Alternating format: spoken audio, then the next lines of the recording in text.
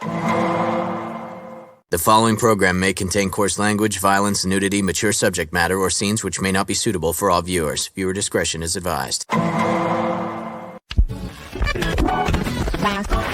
All Hit Radio.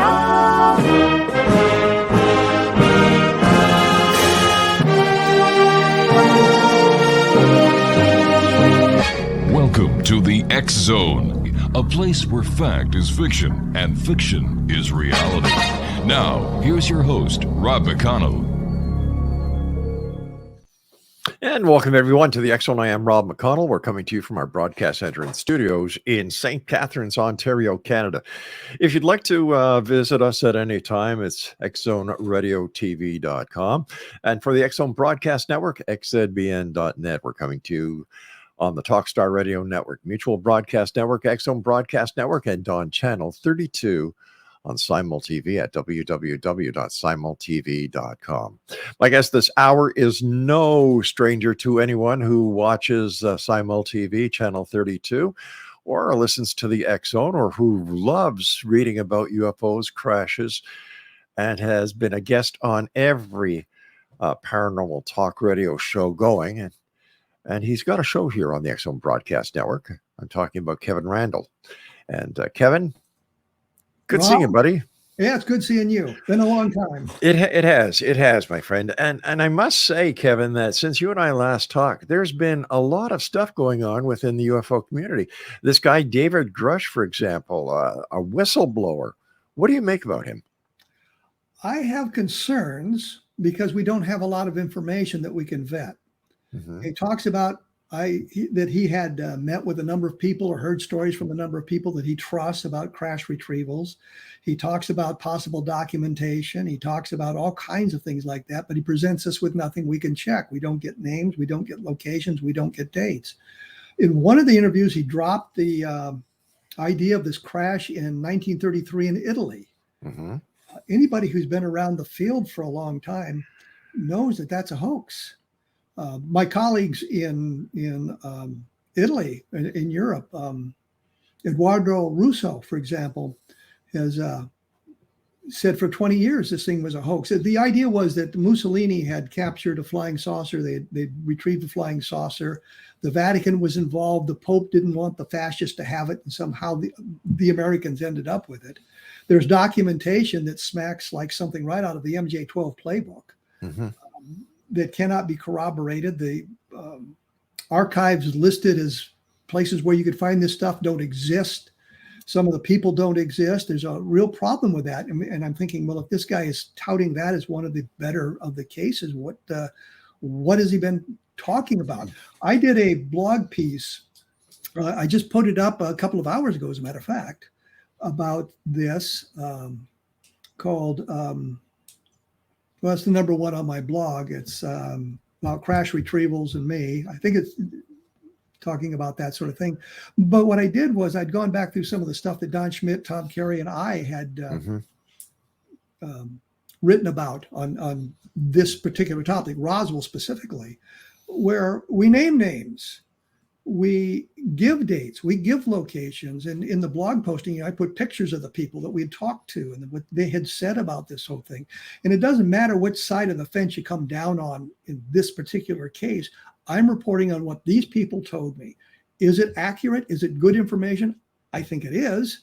But the point is, I've given you the names, I've given you the locations, I've given you the dates, I've given you the sources, I've provided the transcripts of the tapes, which I have the tapes, all leading to the extraterrestrial hypothesis. And what we have from David Grusch is none of that. He just talks about, well, there's been 12 crashes and they retrieved bodies, or they may have retrieved bodies, and won't give us a lot of specifics that we can check into. I saw another interview with one of the reporters that had interviewed him, talking about how he supposedly had been sworn under oath to tell the truth in meetings with congressional representatives or Senate committees. Turns out he hasn't met with any senators at all. He's met with representatives of the senators, the senator staff. Mm-hmm. He may have appeared in in front of a congressional panel at some point, but I don't know any of the details about that. Really don't have much of that. So we don't know if he was sworn in, to tell the truth. We don't know anything about that. And all we get are promises about what's going to come in the future. I am hopeful that what he's saying is the truth and it will be borne out in the future. But until we get to that point, we have to be very cautious and very skeptical of what's being said. What danger does he pose to the UFO community? He is getting an awful lot of interest from the mainstream media, which is kind of frightening given their attitudes. I know when Don Schmidt and I were going to meet with reporters for the Chicago Tribune, it ended up we were met in the hallway by an intern who told us that the editors just didn't believe this stuff and didn't want to hear about it. But they did meet with us and we did chat with them about it. I don't know what the story was when they finally did it. But if it blows up in our faces, which it can, it's going to be kind of like Condon Committee 3.0, which means simply for a long time after the Condon Committee report, that was a University of Colorado study in the late 1960s, it concluded there was nothing to this. For a long time after that, the go-to position of the skeptical community, and somewhat rightly so, was, well, the scientific community investigated this and they found there was nothing to it.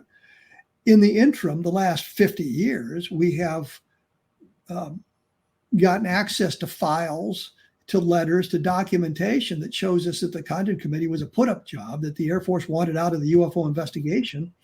And there was an Air Force officer named Hippler who wrote to members of the Condon Committee, says, here's what we'd like you to find. We'd like you to find the Air Force had done a good job. There's nothing to this. And the Air Force should get out of the job of investigating UFOs. And lo and behold, 18 months later, what did they find? Those three things, but they'd agreed to it prior to the beginning of the investigation.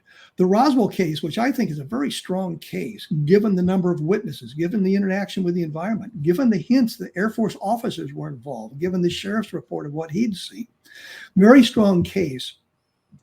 They devoted 1 or 2 lines to it, which was saying, well, basically we couldn't get a hold of the cars, which were supposedly stalled at level land. We couldn't do any of the investigation, so we didn't do anything with it. And we can think of no way in which a electromagnetic field could suppress the car engine and then remove that field and the car engine would restart spontaneously. And I thought, well, there's a darn good question. Let's look into that. So I went through probably 500 or 600 reports of UFOs interfering with the operation of vehicles. Mark Roddicker done a long report on that. Mm-hmm. And there's other sources that I was able to access. And I found out in the vast majority of the cases, the witness did not report the car starting spontaneously, but that the witness took some action. And they would say things like, once the UFO was gone, the car started normally. Well, did you twist the key? Did you do anything to make the car start? Only in a couple of the cases did the witness suggest the vehicle had started spontaneously. So their rejection of the level land type cases with stalled cars was not adequately researched. So I look at all of that stuff, but the point simply is, even with that, the Condon Committee report kind of suppressed UFO information for a long time because that was the go-to point. The scientific investigation didn't find anything to UFOs. And if this blows up, I fear that we're going to be, well, we had all this stuff about this whistleblower, and it turned out there was some problems with his testimony. Is it possible, Kevin, that this is the result of the American military wearing mud on their face after the Chinese balloon fiascos, that they needed to do something? They needed to get a distraction from that and put it back on UFOs, like many people believe they did going back to the Roswell days. I don't think that the Chinese balloon fiasco, and that's a good term for it, by the way, really had anything to do with this, because this predated that. But so, his media exposure predated the. Oh, I'm sorry, but I was thinking in terms of this push for more information that goes back to. No, I'm talking about David Grusch coming out and all this whistleblowing after the Chinese balloon fiasco. In intelligence, if you discover a leak, Mm-hmm. the thing you do is pump the leak with bad information to discredit all the information. And that might be the case here. Well, the leak is the Chinese balloon fiasco, and we pump this information out there. Now everybody's distracted talking about UFOs, or as they insist on calling them, UAPs. And we seem to be getting more interest. But I sat in on the when Sean Kirkpatrick sat in front of the Senate committee. It was the chairman of the committee, the senator from Iowa, Joni Ernst, and I think one other person sitting there questioning this guy. And you've got this huge room, and you've got this table with all these seats. And there's a picture of it on my blog, as a matter of fact, talking about this. But they never got into the substance. It was about the logistics. It was about the problems. It was about, we're doing this, we're doing that. We've looked at this many cases, we've done this, but there was no specifics. I sat on the NASA panel, which anybody could have done, of course, because it was all over the internet. And it was the same sort of thing. It was just the logistics and what we're going to do and what we're going to do about this. It wasn't anything about the investigations. Who are the investigators? What are they doing? What have they found? Well, what else is in the files? I think if you go back to the Project Blue Book files and you go through those carefully, you're going to find a lot of spectacular cases. I just recently talked about the case from Austin, Texas, one of the last unidentifieds in the Project Blue Book files. What happened there was a guy had a sighting. He was in sight for 10 minutes. It was a cigar-shaped craft. He said that he'd stopped. He was watching it. He flashed the only code he could think was 3.14. And I'm thinking, great, if the aliens are using base 10 for their mathematical calculations, and if they're not, the 3.14 might not mean anything to them. But the Air Force investigators, an officer came out, they filled out their ridiculously long and uncomplicated form, and the Air Force wrote it off as insufficient data for scientific analysis. Well, he got angry and wrote to him and said, what more data could you possibly want? We filled out your form. The lieutenant, his name was Foreman, by the way, filled it out as completely as he could. I don't know what more I could tell you about this. And they finally categorized it as unidentified. But the point is, they first inclination was put it in insufficient data for scientific analysis. And when you look at that, I estimate there's 4,000 to 5,000 cases in the Blue Book files that are insufficient data. That's not a solution. That's a categorization that gets it away from the dreaded unidentified category. And I think that's one of the things that we need to look at. There's good history here if we go back and we research it carefully. If, in fact, the information that David Grusch was spreading with the media, would it not make sense that if it was true that the government would, in fact, throw it under national security and cause a media blackout? Well, in this country, that'd be very difficult to do, especially with the information that's come out. They have to be very careful on that respect, because if they push too hard in that direction, then sometimes reporters actually do their jobs and do investigative journalism and cause more trouble than it's worth. But I think that the problem here is he's not given us anything to really work with. He's talking about people that he's talked to. Eichmann can make the same claims. Yeah. And that doesn't really get us any further along. I've talked to people who handled the debris. I've talked to people who claimed they saw the alien bodies.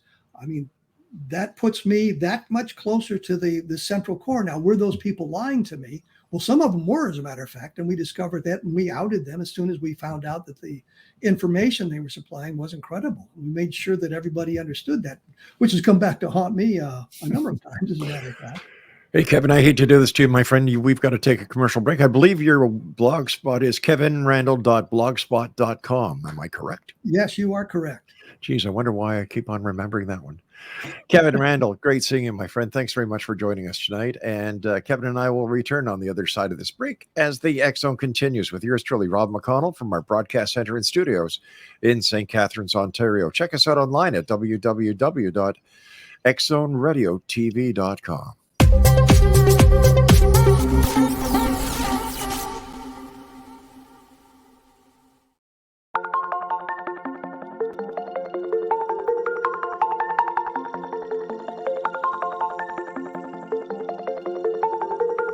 Question: What is the name of the unique blend of coffee you get that has been formulated by a neurologist, a neurobiologist, and a pharmaceutical chemist? Answer: you get Beautiful Mind Coffee, a unique coffee blend that tastes great and has herbal ingredients that your brain will love, and it is not just coffee, it's brainalicious. Dr. Rathbone, Dr. Jang, and Dr. Winslow, the scientific team that created Beautiful Mind Coffee, decided to collaborate on a coffee focusing on brain health.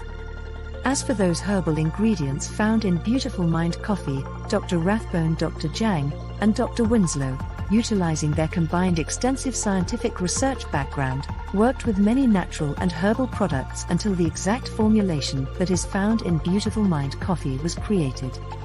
With a unique scientific formula not found in any other coffee being sold or served, Beautiful Mind Coffee is the only coffee blend that contains 3 herbal ingredients found to aid in boosting your daily mental clarity and focus. Every cup of Beautiful Mind Coffee contains scientifically formulated amounts of maca root powder, green tea extract, and American ginseng, all supporting good brain health. Taking care of your brain's health now can help delay or prevent the onset of cognitive dysfunction, including dementia, Alzheimer's, and more general memory loss as you get older, just by enjoying the delicious flavor of our roasted coffee and herbal ingredients found exclusively in Beautiful Mind Coffee. Did you know that cognitive dysfunction also refers to deficits in attention, verbal and nonverbal learning, short-term and working memory, visual and auditory processing, problem-solving, processing speed, and motor functioning? For more on Beautiful Mind Coffee, the 3 scientists who formulated Beautiful Mind Coffee, and more details on the 3 unique herbal ingredients in Beautiful Mind Coffee, visit www.beautifulmindcoffee.ca. Beautiful Mind Coffee is now available online at amazon.ca and amazon.com. To order Beautiful Mind Coffee, visit www.beautifulmindcoffee.ca today.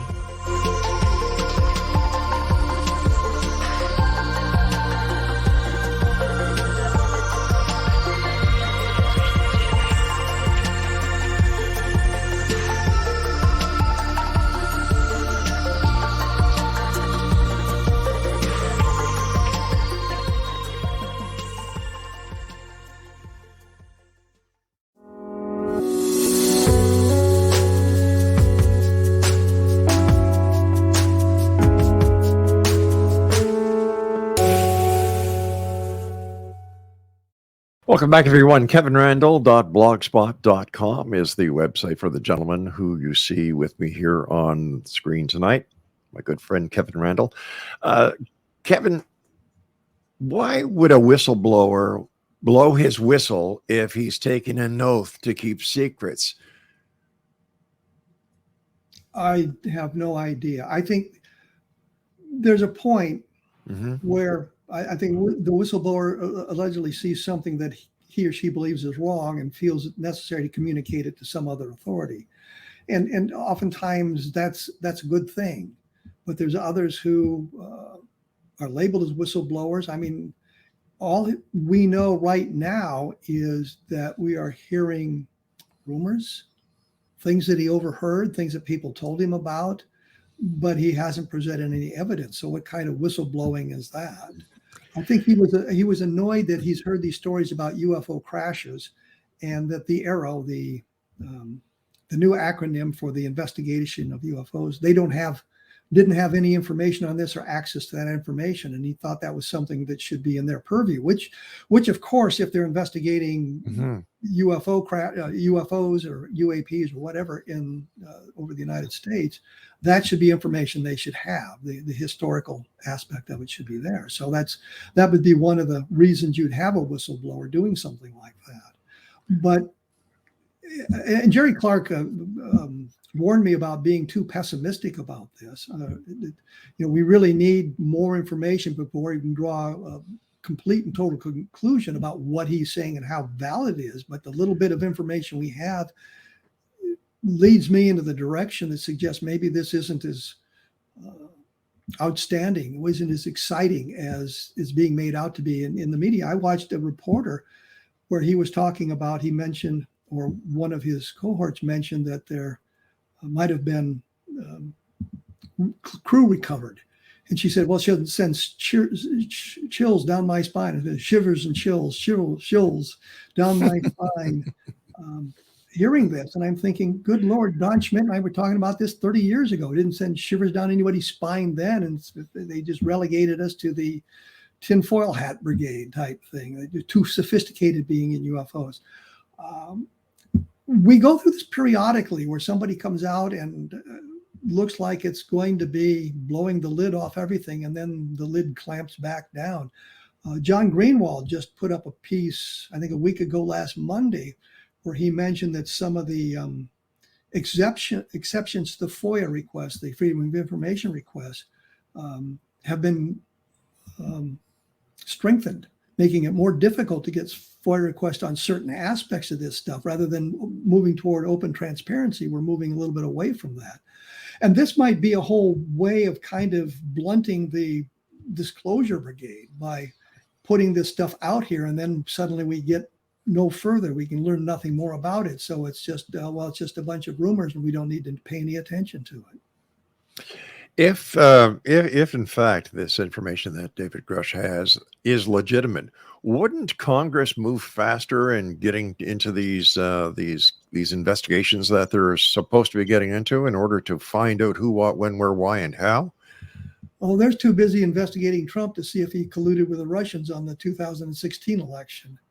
I mean, we're still getting information on that now that we've got all these other diversions as well. And the other thing I would suggest that some of these investigations that Congress and the Senate are supposedly engaging in are critical to the functioning of this country. And discovering whether or not alien visitation is real isn't among them, because you look at the whole history. We can go back 75 years. Right. We can go back to the Roswell case. We can go back to the Foo Fighters of the Second World War and say this is where the modern era began. And now here we are in 2023, and that has not adversely affected life on the planet Earth in any way, shape, or form. So why should I worry about alien visitation when it hasn't affected my life at all? That sort of thing. So I think we've got to take a look at that. I wondered back in the Carter administration, if you remember the hostage situation that took place at the end of the Carter administration for 18 months or whatever it was. If that wasn't a diversion to keep Carter away from worrying about UFOs and flying saucers, because you remember Carter made a campaign promise, as have others, that we would get the information about UFOs. Well, nothing ever came out. And I did a book called UFOs in the Deep State looking at that. And well, why don't we know more about this? And I think the answer is it's all about the power. And if you talk too much about UFOs, if there really is alien visitation and you talk too much about it, your power may be diffused. And so it's about the power and the money. Dan Sheehan, who is a lawyer, told me, and I recount this in the book, told me that he had been asked by Carter to take a look at some of the UFO stuff. And he saw the secret Project Blue Book files are part of them that showed photographs of a crash saucer and that sort of thing.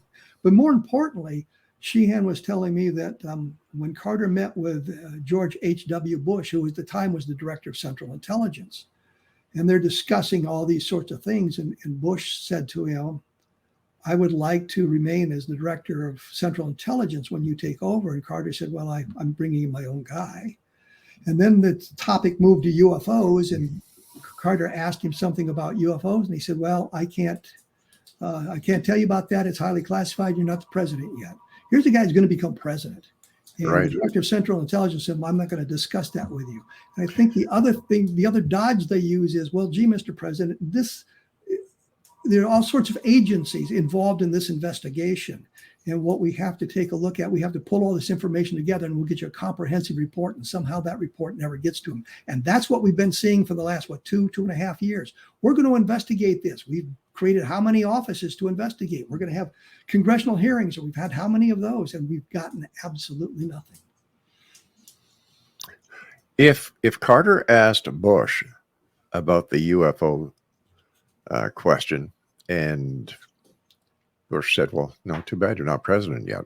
Why didn't the person that President Carter installed as the director of the CIA, find out the information that the president wanted and report back to the president. Like, to me, that seems like a no-brainer. Well, I think what happened is once Carter took over president, you've got to realize it's going to be a horrendous job to move into, and UFOs will be moving down the list of priorities, of course.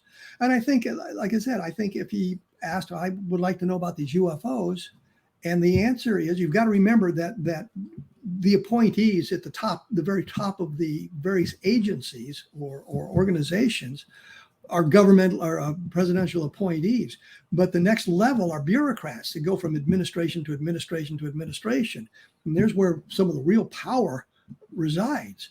And so when you ask that sort of question, the new director would probably say, what can you tell me about these UFOs? And it's the same thing. We've got to pull all this information together and we'll get it for you. And somehow that information never gets pulled together. Something diverts that attention. Something happens. And that was why I mentioned the hostage crisis. That diverted his attention for a long time.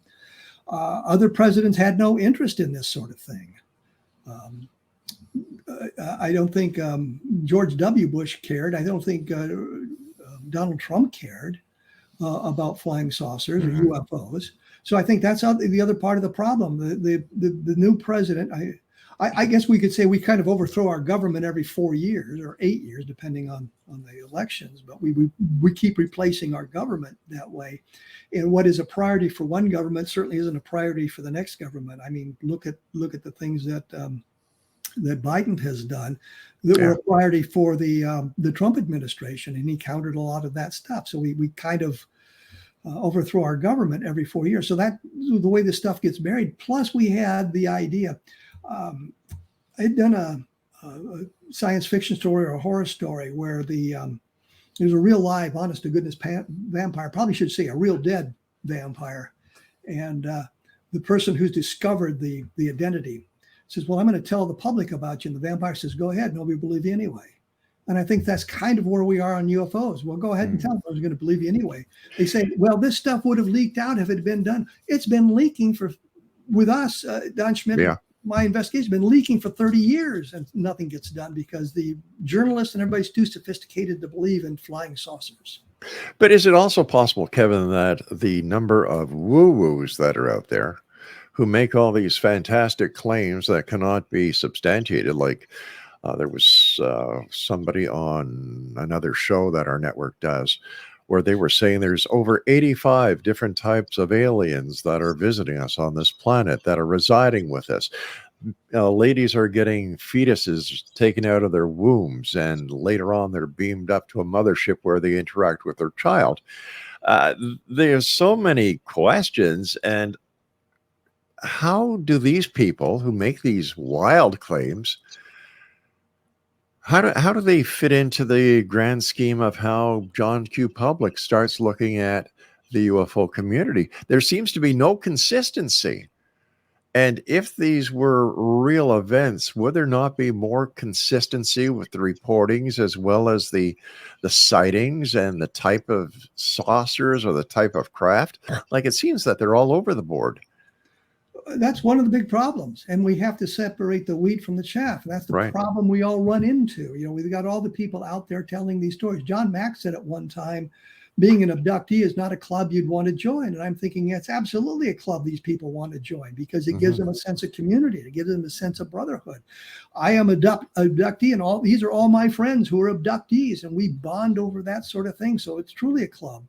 We have the researchers like John Mack and Bud Hopkins, who I think, to be fair to them, were unconsciously impressing their abductees with their own research conclusions. And John Mack actually said a number of times that he was struck by the idea that the abductees seemed to find the researcher whose research validates their experience. John Mack got the aliens with an Eastern philosophy, and Bud Hopkins got the cold calculating scientist, and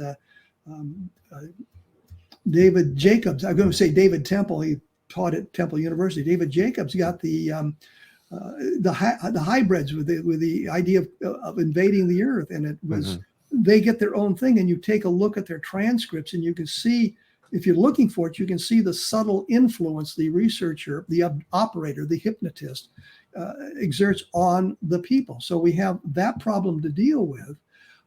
So you have to take a look at all of that. But and that's what I'm saying. We had I think the electromagnetic effects might be a good way to go with this. There's a lot of consistency inside those reports, but it's a small part of the overall UFO community. But we take a look at what happens with those people, and then we have to deal with people who are just making it up, get their names in the newspaper, and sometimes their stories are spectacular, and they want to.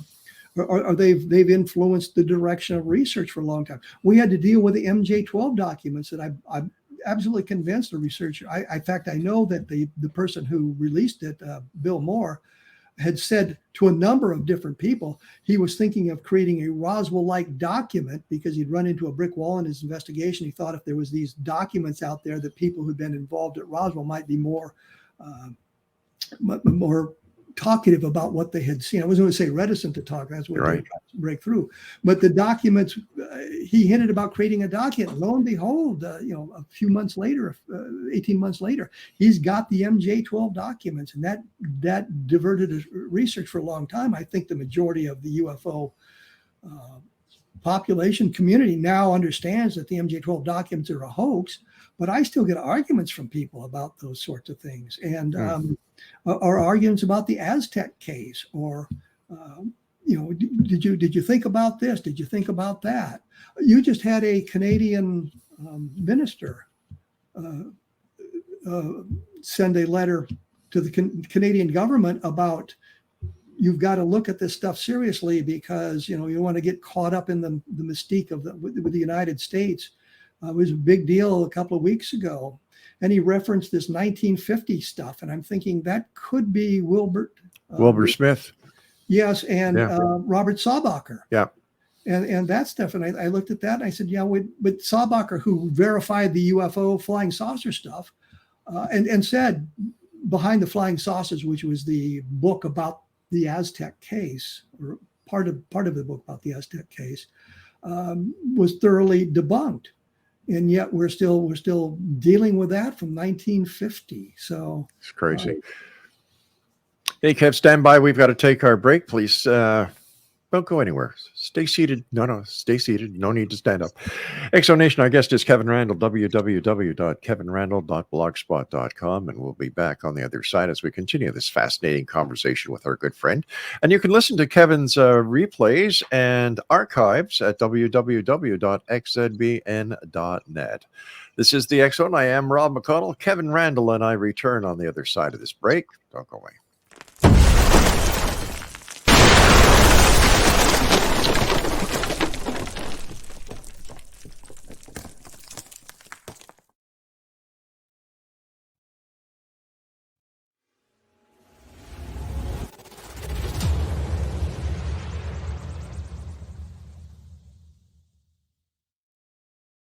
So I was watching the X Zone TV channel last night when I was abducted by aliens, and they kept repeating to me over and over again, simultv.com, simultv.com. What's simultv.com? That's what I asked them. They had it written on the side of their UFO. How do you spell that? UFO. No, I mean simultv.com. simultv.com. simultv.com. Right. simultv.com. Interesting that you were abducted by aliens in a simultv.com UFO last night. Oh, yeah? Yeah. Now that you mention it, I remember now last night I was awakened from a deep sleep. My great-grandmother was standing there. She said she'd come from the hereafter to tell me about simultv.com. She even spelled it out for me. simultv.com, sonny boy. simultv.com. simultv.com, sonny boy. Wow. Yeah. Guys, you'll never guess what my psychic guru just told me. simultv.com. Exactly. Are you guys psychic too? Of course. We all know about simultv.com. simultv.com.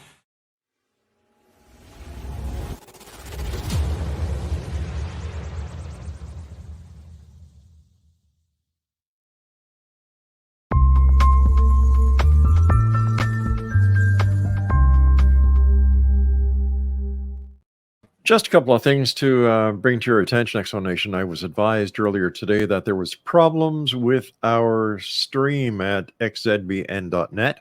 That was due to a problem with our servers in the United Kingdom. That problem has been rectified. Everything is back running up at xzbn.net, where you can listen to the X Zone Broadcast Network and a lot of our shows with our compliments.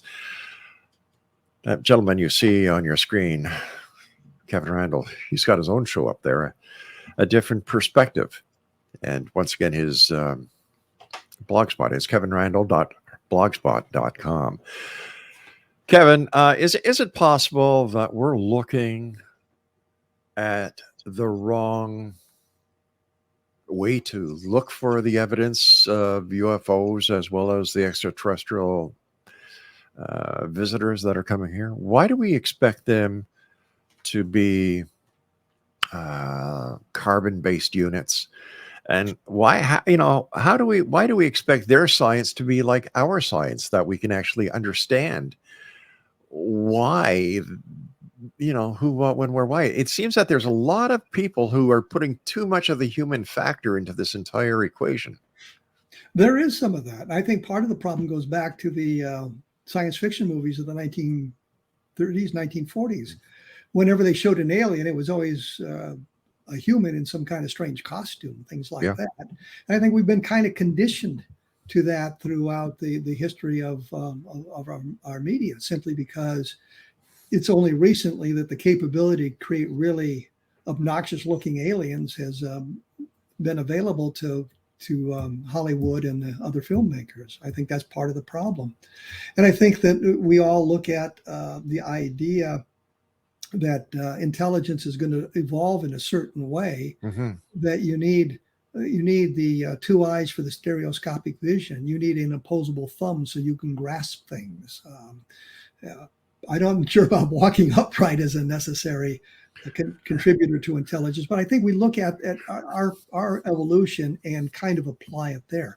I've also said repeatedly that if my example used to be wonderful because it worked quite well, that if you took a VCR and a TV and a TV monitor and a power pack back to Merlin the Magician and showed it to him, and you got this black ribbon, the videotape, and if you know the secrets, you can get sound and color pictures off it and say, okay, here it is duplicated. And to do that, he would have to understand two things that are invisible: magnetism and electricity, which of course at that time frame, they didn't understand that. I think that if we're dealing with an alien race and they've discovered a way of traveling the interstellar distances, which we can't do, and we talk theoretically on ways of doing it, but we really don't have the means to do it at this point. I don't know when we'll get the means.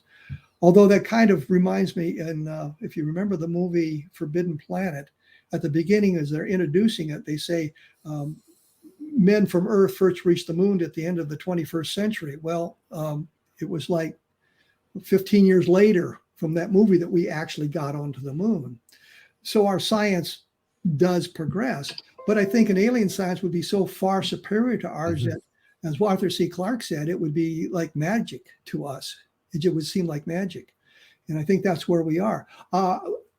There's as I said, I think there's discussions about parallel evolution, that the similar conditions on planets would give rise to intelligence that would have some of the attributes that we have.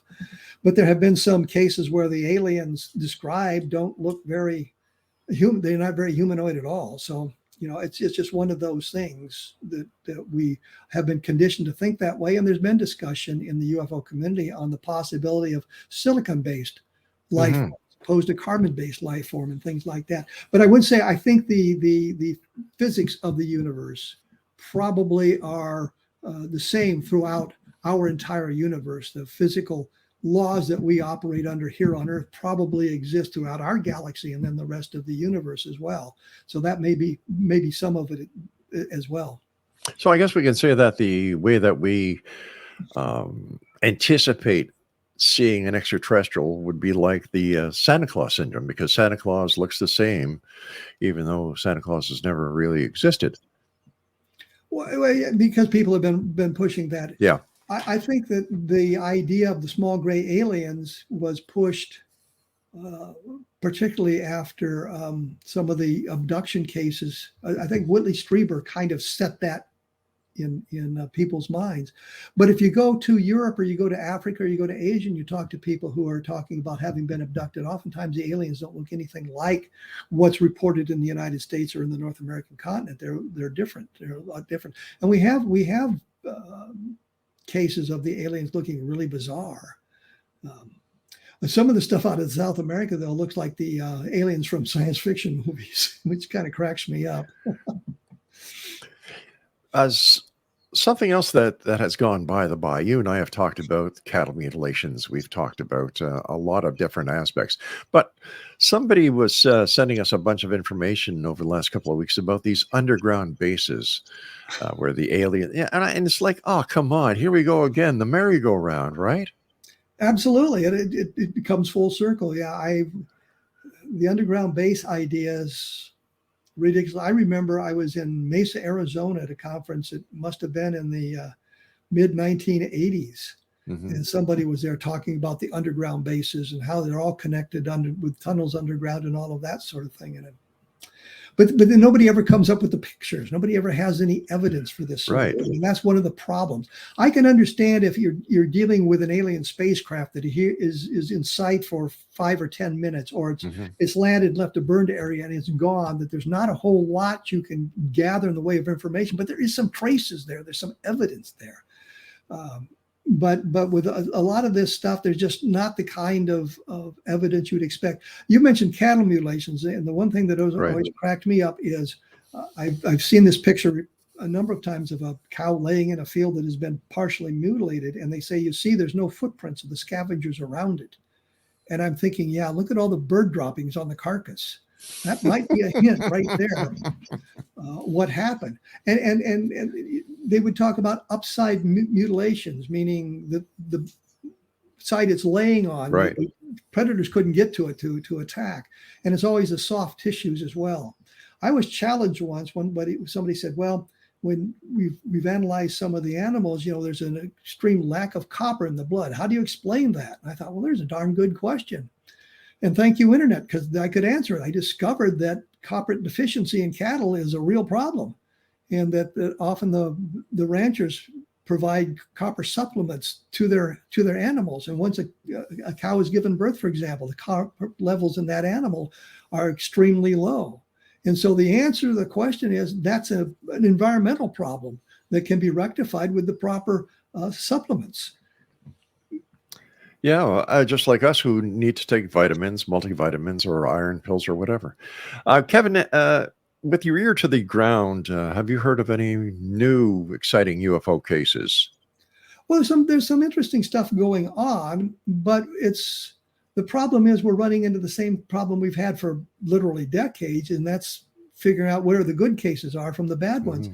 Fran Ridge does something called MADAR, which is a multi-detector for looking for anomalous spikes in the environment, and then try to match those to UFO sightings. Somebody has a UFO sighting at a certain time in a certain location. They look at the MADAR center around that and see if there are some changes in the electromagnetic activity, for example. And there have been some interesting correlations with the MADAR information where they would, somebody will have a sighting and there'll be a corresponding spike in the electromagnetic and some of the other stuff, and the compass spins, suggesting, of course, the electromagnetic. So there's some very interesting things going on with that, but the sightings aren't really spectacular. It's not aliens running around loose or landing or anything like that. It's just that somebody saw something in the distance and then there was a spike at the node center. And there's been a couple of cases in which the node centers were close enough that they could get some kind of readings from 2 or 3 different node centers.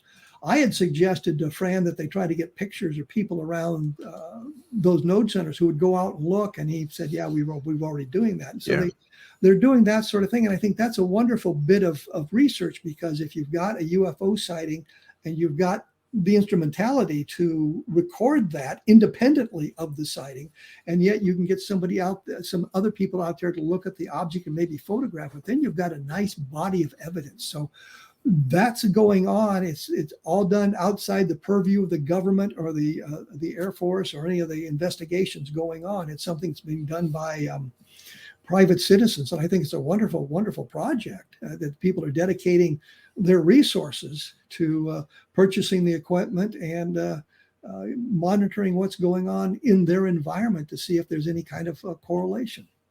What is your take on NASA apparently showing a greater interest in the UFO UAP phenomenon? Well, I sat there and sat through most of their presentations, and there just wasn't much there at all. It's the same sort of thing. Well, we're going to do this and we're going to do that, and we're partnering with these people to gather this sort of data. Right. But I think in the long run, what happens is the public interest in this wanes and suddenly it just drops out of sight. The Air Force investigated UFOs for 22 years, and you can see spikes in the interest where they were really trying hard. The Ruppelt years, for example, in the 1951, 52, into 53, where he was gathering the data and they were doing legitimate investigations and all of that sort of thing. And yet, pretty soon the interest changed in the Air Force and nobody was doing it. They were filing the reports, throwing them away, or just not doing the follow-up investigation. So I'm just not enthusiastic about any of this because we've seen it all before.